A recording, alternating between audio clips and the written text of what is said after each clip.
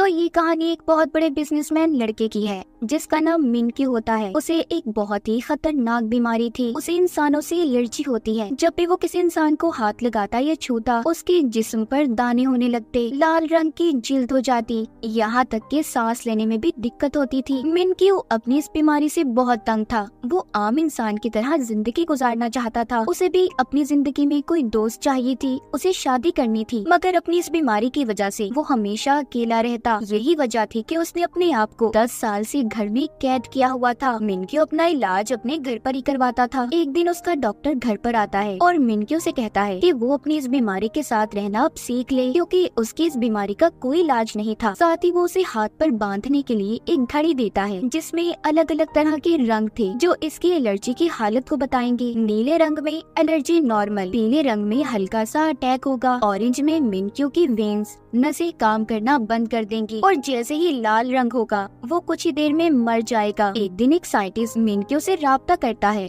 जिसका नाम होंग था। वो बताता है कि उसने अपनी टीम के साथ मिलकर एक रोबोट तैयार किया है जो कि बिल्कुल एक इंसान की तरह काम करेगी। मिनक्यू अगर उसे हाथ भी लगाएगा उसे एलर्जी का अटैक नहीं होगा। साइंटिस्ट होंग उसे इस रोबोट की कीमत $100 बिलियन बताता है। अब अगले दिन जब मिनक्यू लैब में जाकर उस रोबोट को देखता है जिसे देखकर वो हैरान हो गया था। उस रोबोट को एक बहुत ही खूबसूरत लड़के की शक्ल देकर बनाया गया था। जब मिनक्यू उसे हाथ लगाता है तो उसे कुछ भी नहीं होता। ये देखकर तो वो खुश हो गया था। वो रोबोट इसको अपना नाम AJ3 बताती है। मिनक्यू इसे AJ3 रोबोट को खरीदने के लिए तैयार था और बहुत सारे पैसे इस रोबोट पर लगा देता है। अगले दिन जब साइंटिस्ट इस रोबोट को टेस्ट कर रहे थे तो एक साइंटिस्ट सोडा की बोतल को उछाल देता है जिसमें से एक बूंद इस AJ3 के अंदर गिर जाती है। बहुत बड़ा शॉर्ट सर्किट हो गया था और उस रोबोट का प्रोसेसिंग सिस्टम खराब हो जाता है जिससे वो चला करती थी। ये देखकर सारी टीम बहुत ज्यादा परेशान थी क्योंकि अगले दिन AJ3 को मिनक्यू के पास डिलीवर करना था। ये लोग उससे पैसे भी ले चुके थे। सारी टीम सोचती है कि इस रोबोट को तो ठीक करने में बहुत वक्त लगेगा, इस तरह इनकी मिनक्यू से डील भी कैंसिल हो जाएगी। इसलिए होंग को यहाँ पर एक आइडिया आता है। इसने AJ3 को अपनी एक बहुत ही पुरानी दोस्त जिसका नाम जिया होता है उसकी शक्ल देकर बनाया था, तो इसीलिए अभी उससे मिलने जाता है और सारी बात बताता है। इसका प्लान दरअसल मिनक्यू के पास जिया यानी कि असल इंसान को रोबोट बनाकर भेजने का था। पहले तो सारी बातें सुनकर जिया मना कर देती है, लेकिन जब होंग उसे पैसों की लालच देता है क्योंकि जिया बहुत गरीब थी तो इसीलिए वो इस बात को मान गई थी। साइंटिस्ट की टीम जिया को अपने लैब में ले जाकर रोबोट AJ की सारी बातें सिखाती है कि वो काम कैसे करती है, उड़ती कैसे है, पानी कैसे देती है, सब कुछ। फिर उसे उसी रोबोट की तरह सेम कपड़े पहनाए जाते हैं, बालों में विग और आंखों में लेंस लगाए जाते हैं जो कि एक कैमरे की तरह काम करेंगी जिससे ये लोग जिया और मिनक्यू पर नजर रख सकते थे। अब खैर जिया को एक रोबोट की तरह तैयार करके मिनक्यू के घर भेज दिया जाता है। जैसे ही मिनक्यू इसके बड़े से ताबूत को खोलता है जिया तो उसे देखकर डर गई थी। दरअसल यहाँ पर हुआ कुछ यूँ था। कुछ दिन पहले जिया ने मिनक्यू को खाना डिलीवर किया मगर मिनक्यू को वो खाना अच्छा नहीं लगा था, इसीलिए उसने जिया को पैसे भी नहीं दिए। जब जिया ने उसे रोकने की कोशिश की तो मिनक्यू वहाँ से भाग गया ताकि जिया उसे हाथ न लगा पाए जिससे उसे एलर्जी होगी। मगर मिनक्यू को ये सब बातें याद नहीं थी। अब ये होंग को कॉल करता है और जिया यानी कि रोबोट की इस डर और गुस्से के बारे में पूछता है। होंग ये सुनकर उसे एक कहानी सुनाता है। कहता है इस रोबोट AJ3 के 2 मोड हैं, एक ऑपरेशनल और दूसरा फ्रेंड मोड। ऑपरेशनल में वो गुस्सा और नाराज हो जाती है जबकि फ्रेंड मोड में इंसानों की तरह बर्ताव करेगी। होंग साथ ही मिनक्यू से ये भी कहता है उसकी गर्दन के पीछे एक बटन है, तुम उसे दबा दो सब ठीक हो जाएगा। अब मिनक्यू ऐसा ही करता है और जिया का टेस्ट लेता है, मतलब कि उसके सामने तो वो एक रोबोट ही थी ना। मिनक्यू देखना चाहता था कि ये सभी सही से काम करती भी है या नहीं। तभी होंग की लैब की लाइट चली जाती है। अब ये सब कुछ जिया को अकेले ही संभालना था क्योंकि होंग तो अब उससे राब्ता नहीं कर सकता था। मिनक्यू सबसे पहले एक बॉक्स खोलने का कहता है जिसको एक मैथ के कोड के हिसाब से खोलना था, मगर जिया का मैथ तो बहुत ही कमजोर होता है तो इसीलिए वो उस बॉक्स को तोड़ देती है। दूसरा टेस्ट उसका एक उबले हुए अंडे को छीलने का था जिसे उसको 10 सेकंड में पूरा करना था। जिया अब क्योंकि रेस्टोरेंट में काम करती थी इसीलिए इस टेस्ट को वो बड़े ही आराम से पास कर लेती है। मिनक्यू उसकी इस बातों से बहुत खुश हो गया था और उसे अपने साथ रखने का सोच लेता है। जब उधर लैब की लाइट आती है होंग उसकी टीम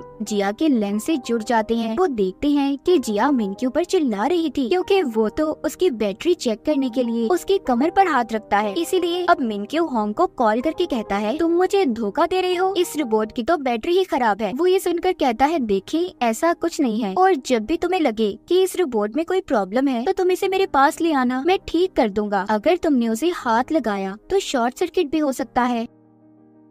अब इसके बाद मिनक्यू जब अपने किचन में पानी पीने जाता है तो एकदम से उसका सांस बंद हो गया था। जिया भागकर उसके पास आती है और उसकी कमर थपथपाती है, जिससे वो कुछ ही देर में ठीक हो गया था। वो उससे पूछता है कि तुमने मेरी ऑर्डर हुक्म के बगैर ये काम कैसे किया। वो बताती है मेरे अंदर बहुत से फंक्शंस हैं जिनकी मदद से मैं खुद भी काम कर सकती हूँ। यहाँ पर मिनक्यू जिया को जब पहली बार हाथ लगाता है तो हैरानी की बात ये थी उसे कुछ भी नहीं होता, कोई एलर्जी नहीं। हालांकि जिया असल में तो आम इंसान ही थी ना, बस उसकी नजरों में एक रोबोट होने का नाटक कर रही थी। रात को होंग जिया को बैटरी ठीक करने के बहाने लैब में ले आता है, जहाँ पर वो उसे कहता है कि तुम जानती भी हो तुम हम सबको फंसाने वाली थी। अगर मिनक्यू सच्चाई जान जाता तो क्या होता। इस बात पर जिया को गुस्सा आता है। वो समझती है कि उसने अपना काम सही से नहीं किया, इसीलिए वो लैब से चली जाती है। जिसके बाद होंग और उसकी टीम को ये बात पता चलती है कि AJ3 रोबोट को ठीक करने के लिए अफ्रीका में भेज दिया गया है, जहाँ पर उसे 2 हफ्ते और लग सकते हैं। उसी वक्त होंग को मिनक्यू की कॉल आती है जो कहता है कि मुझे तुम्हारा बनाया हुआ रोबोट AJ3 बहुत पसंद आया, मैं इसे 1 महीने के लिए लेना चाहता हूँ। होंग को कुछ समझ नहीं आती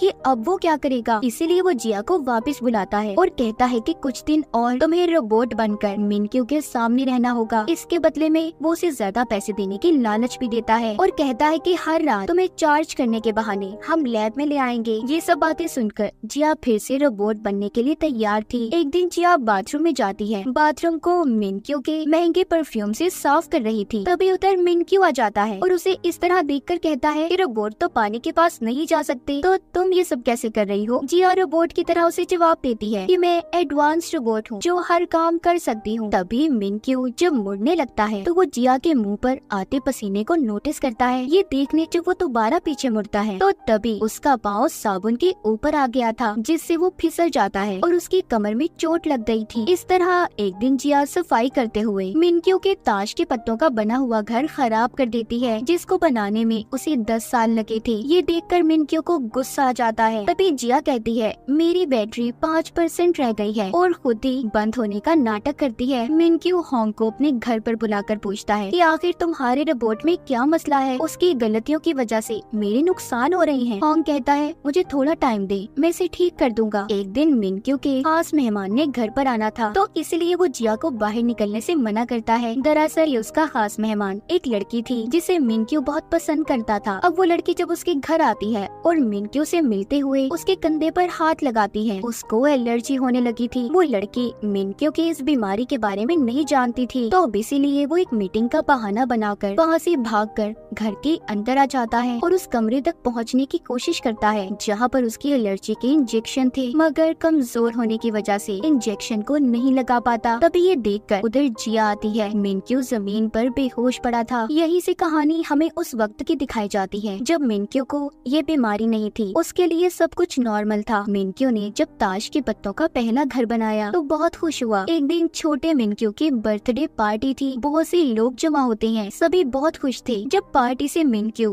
अपने मॉम डैड के साथ घर जा रहा था तो उसका गुब्बारा उसकी डैड की आंखों के सामने आ गया, जिससे उन्हें सामने से आने वाला ट्रक नजर नहीं आया और उनकी गाड़ी का एक्सीडेंट हो गया, जिसमें मिनक्यू के मॉम डैड मारे गए। उनके फ्यूनरल पर बहुत से लोग जमा थे। सभी मिनक्यू का बड़ा बनने की कोशिश में लगे थे। दरअसल उन्हें मिनक्यू से कोई मतलब नहीं था, वो सब तो इसके डैड की जायदाद के पीछे पड़े थे। तभी एक दिन मिनक्यू को एक लिखा हुआ नोटिस मिलता है जो कि मैडम एक्स का था, जिनके बारे में हमें आगे जाकर पता चलेगा, जिसमें लिखा था कि बच्चे तुमने किसी भी पेपर्स पर साइन नहीं करने। एक दिन जब वो अकेला बैठा था तो उसके पास उसका दोस्त आता है जिसके पास एडॉप्शंस के पेपर थे। वो कहता है देखो इस पर साइन कर दो, जिसके बाद तुम मेरे भाई बन जाओगे। मिनक्यू भी उन पेपर्स पर साइन कर देता है। तभी वो देखता है उसके दोस्त का हाथ एक शैतानी हाथ में बदल गया, जिससे डरकर वो वहाँ से भाग जाता है। अब उसका दोस्त अपने डैड के पास वापस आकर जब उन्हें वो पेपर्स देता है तो मिनक्यू ने आखिरी सफ़े पर अपने साइन की बजाय कुछ और लिखा था। उधर मिनक्यू अपने घर में आकर अकेला रहने लगा। उसके दिमाग दिमाग में ये बात बैठ गई कि लोग बहुत गंदे हैं, वो उसकी जायदाद के पीछे पड़े हैं, इसीलिए जब से उसे इंसानों से एलर्जी होने लगी। ये बात उसके खास डॉक्टर के अलावा कोई भी नहीं जानता था। इसी के साथ कहानी दोबारा प्रेजेंट मौजूदा दौर में आती है, जहाँ पर मिनक्यू को अब होश आ गया था। वो अपने पास जिया को पाता है, उसे बताता है कि मैंने सपना देखा, सभी लोग मेरे दुश्मन हैं। वो ये देखकर हैरान था कि वो बिल्कुल ठीक हो गया है। अब वो जिया के साथ और ज्यादा वक्त गुजारने लगा। एक दिन वो उसी लड़के से मिलने जाता है जिसे वो पसंद करता था। अब वो लड़की जाते हुए मिनक्यू से फिर से हाथ मिलाकर जाती है, तो तभी उसे एलर्जी हो गई थी। वो अपना इंजेक्शन निकालकर लगाने की कोशिश करता है, मगर फिर सोचता है कि आखिर वो कब तक ऐसे जिंदगी गुजारता रहेगा, इसीलिए वो अपने इंजेक्शन को पानी में फेंकने जाता है। तभी जिया उसके पास आती है और ये क्या, उसकी एलर्जी खत्म हो गई थी। बिना किसी इंजेक्शन को लगाए बगैर उसकी घड़ी का टेम्परेचर भी नॉर्मल नीले रंग पर आ जाता है। जब ये वापस घर जा रहे होते हैं तो मिनक्यू एक आदमी से टकराकर गिर गया था, मगर इसे तब भी कुछ नहीं होता। ये सब देखने के बाद तो उसे अपने ऊपर यकीन ही नहीं आता कि वो ठीक हो गया है। इसलिए अब वो ये देखने के लिए कि वो ठीक है या नहीं, वो जिया को लेकर लोगों की भीड़ में जाने का फैसला करता है, जो उसने कभी भी अपनी जिंदगी में नहीं किया था। जब दोबारा से वो एक बच्चे से टकराता है तब भी उसे कुछ नहीं होता। एक बार फिर जब उसे एक आदमी हाथ लगाता है, इस बार भी उसे कुछ नहीं हुआ था। वो अपने डॉक्टर को कॉल करता है और कहता है कि मैं बिल्कुल ठीक हो गया हूँ। तभी एक आदमी जब इससे टकरा जाता है, यहाँ पर जिया भी उसके साथ नहीं थी। मिनक्यू की एलर्जी दोबारा शुरू हो जाती है। जब ये दूर खड़ी जिया की तरफ देखता है तो ठीक हो जाता है। कॉल पर मिनक्यू डॉक्टर से कहता है कि कोई तो है जिसे जब मैं देखता हूँ ना तो ठीक हो जाता हूँ। ये सब सुनकर डॉक्टर भी हैरान थे। मिनक्यू भागकर जिया के पास जाता है और कहता है कि मैं तुम्हारे लिए दुनिया की सबसे बड़ी बैटरी खरीदूंगा, तुम हमेशा मेरे पास रहोगी। घर आकर वो सब कुछ दोबारा से डॉक्टर को बताता है। डॉक्टर कहते हैं मिनक्यू मैं हैरान हूँ कि तुम बिना इंजेक्शन के ठीक हो गए। अब मिनक्यू जहाँ पर भी जाता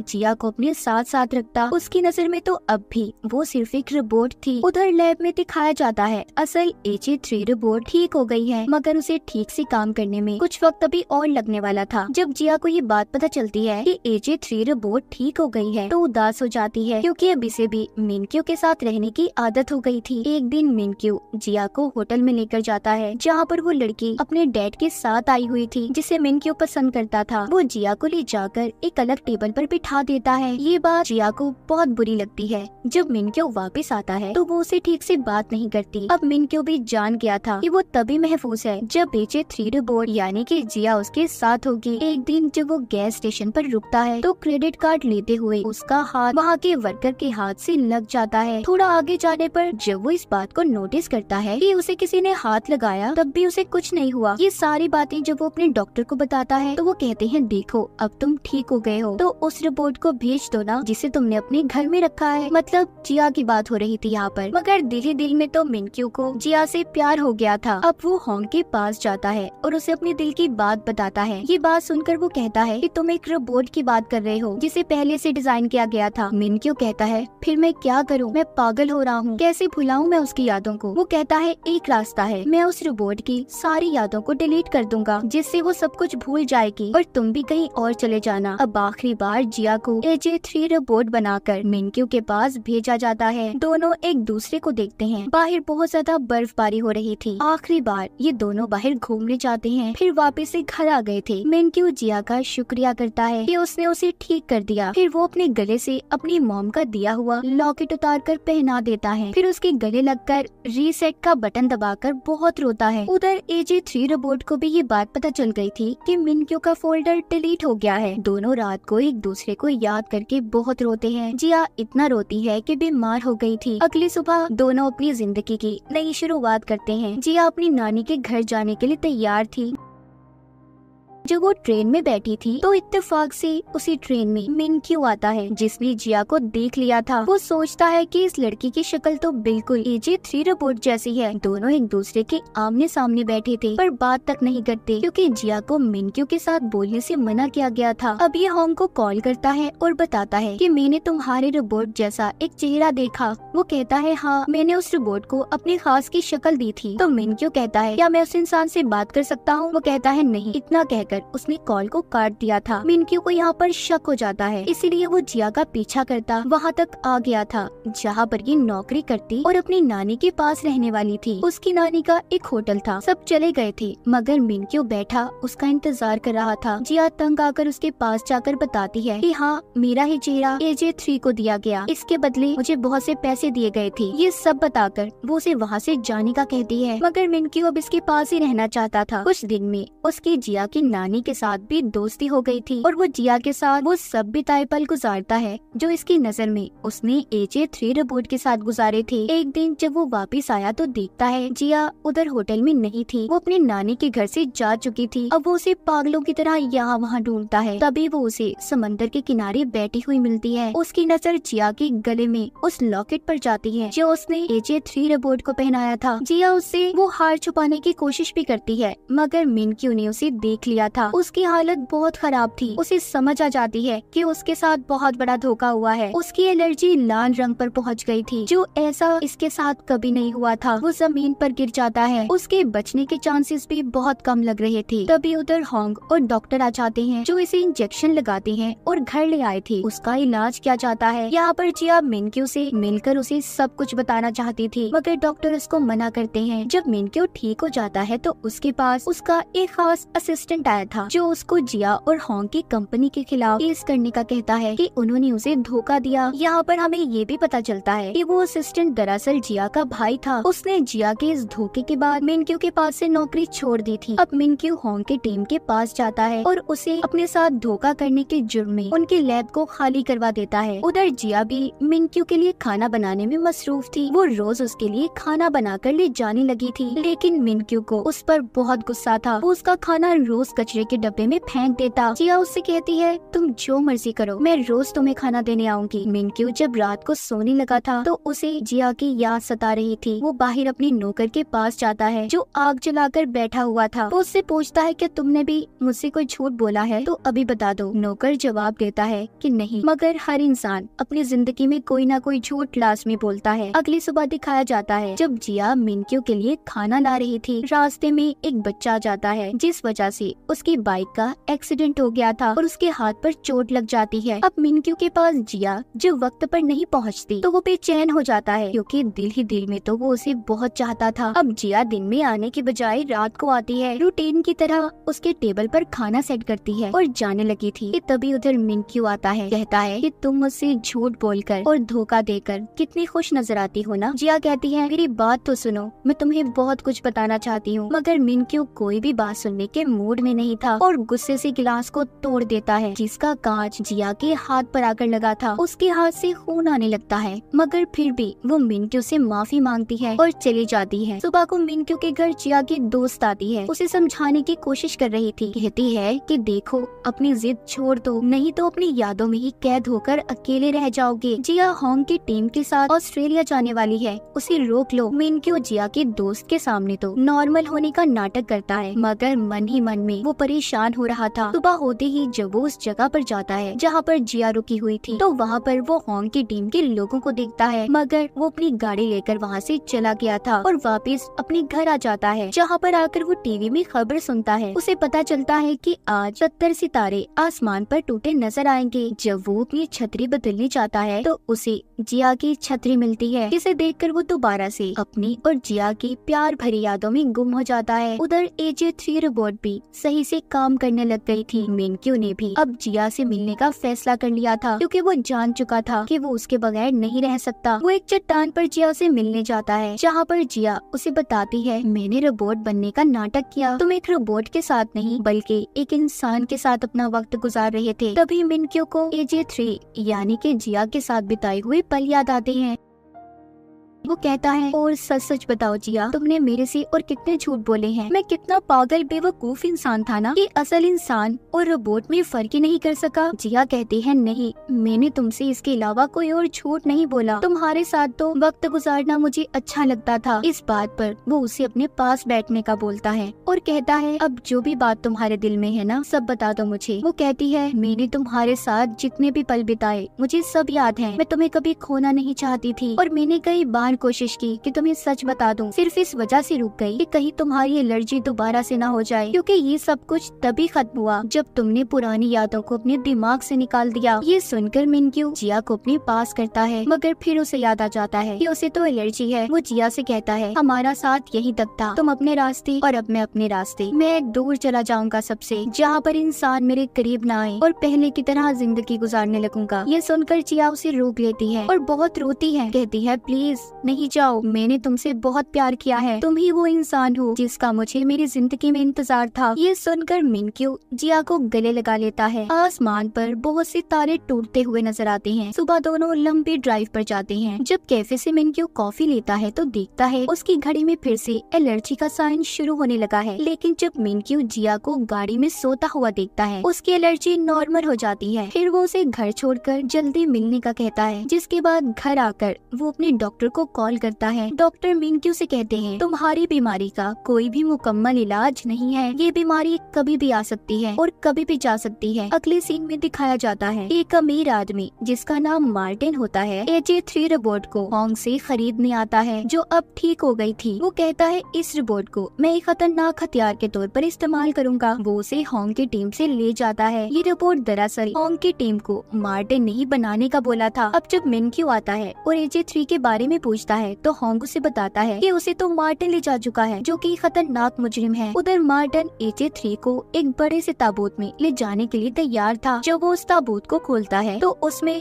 रोबोट नहीं थी। दूसरी तरफ वो AJ रोबोट को हम शहर में घूमता हुआ देखते हैं, जिसके पास ना ही कोई यादें थी और ना ही उसे अपने बारे में कुछ पता था। अब मिनक्यू भी अपने घर वापस आ गया था, जहाँ पर उसे छोटा सा क्यूट रोबोट हाय करता है। वो देखता है उसके किचन में जिया और होंग की टीम मिलकर खाना बना रही है। जिया उसे अपने जाने का बताती है, जो सुनकर मिनक्यू उदास हो गया था और बहाने लगाने लगता है। कहता है कि आज मौसम बहुत खराब है, उन्हें यहीं पर रुक जाना चाहिए। उधर बाहर हम AJ3 रोबोट को देखते हैं, जो अपने अंदर सेव वीडियोस को देख रही थी। एक मार्टिन की वीडियो जिसमें वो कहता है कि वो उसे एक खतरनाक हथियार के तौर पर इस्तेमाल करेगा, जबकि दूसरी वीडियो वो होंग की टीम की देखती है, जिसमें सब कहते हैं, तुम एक फ्रेंडली रोबोट हो, इंसानों की दोस्त बनोगी। अब यहाँ पर AJ3 मार्टिन की वीडियो को अपने अंदर से डिलीट करके होंग की टीम की वीडियो को रख लेती है, यानी कि उसने अपने दिमाग में इंसानों से दोस्ती बिठा ली थी। अगले सीन में हम मिनक्यू को मैडम मैक्स से मिलते हुए देखते हैं। ये वही लेडी थी जिन्होंने बचपन में मिनक्यू को नोट लिखा था कि किसी पेपर पर साइन मत करना। ये हर वक्त उसकी मदद किया करती थी। अब ये से बताती है, मार्टिन एक बहुत ही खतरनाक आदमी है, अगर हमने उसे पकड़वा दिया तो बहुत से लोगों का भला हो सकता है। उसके खिलाफ सबूत एक आदमी के पास है। जिसके बाद मिनक्यू उस आदमी से मिलने जाता है और इसे सबूत देने का कहता है,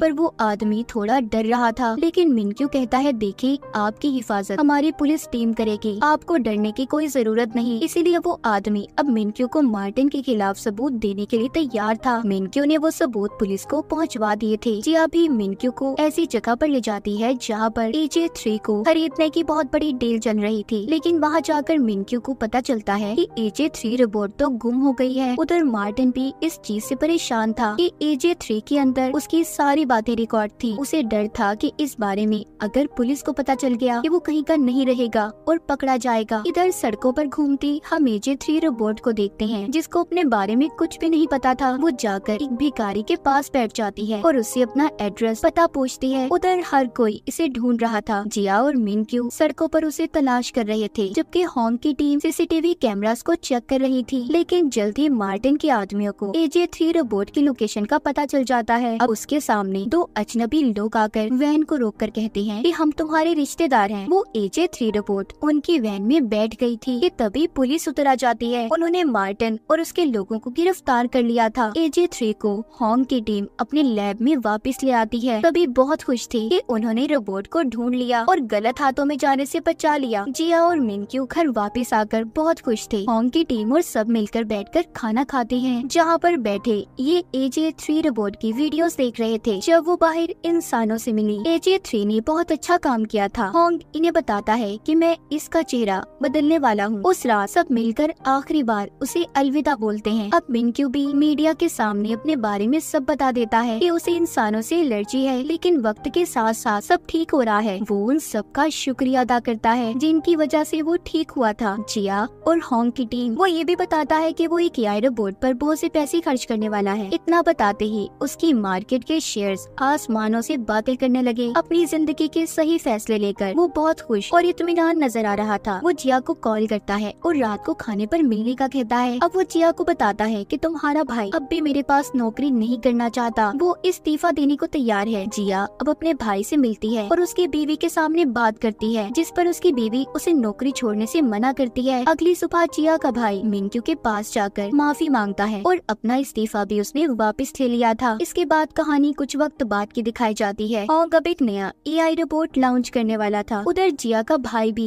मिनक्यू की कंपनी का बहुत बड़ा मैनेजर बन जाता है। हम जिया को देखते हैं जो अपनी कंपनी के लैंप्स कस्टमर्स को दिखा रही थी। कुछ देर के बाद उसने मिनक्यू से मिलने जाना था, जहाँ पर होंग की टीम और उसके भाई की फैमिली पहले ही मौजूद थी। वो उसके घर आ जाती है। उसके घर के बाहर एक गाड़ी रुकती है, जिसमें से एक फौजी उतरकर बाहर आता है। वो कोई और नहीं बल्कि मिनक्यू था, जो अब एक सोल्जर बन चुका था। जिया उसके पास आने लगती है, तभी फिसल गई थी। मिनक्यू उसे संभालता है और उसे बहुत ही गौर से देख रहा था। मतलब ये सब अपनी जिंदगी में बहुत आगे बढ़ गए थे। मिनक्यू की बीमारी भी बिल्कुल ठीक हो गई थी। इसी खूबसूरत लम्हे के बाद दोनों को मिनक्यू के घर की तरफ जाता हुआ दिखाया जाता है, जहाँ पर सभी इनका इंतजार कर रहे थे। और इसी के साथ ये सीरीज यहीं पर खत्म हो जाती है।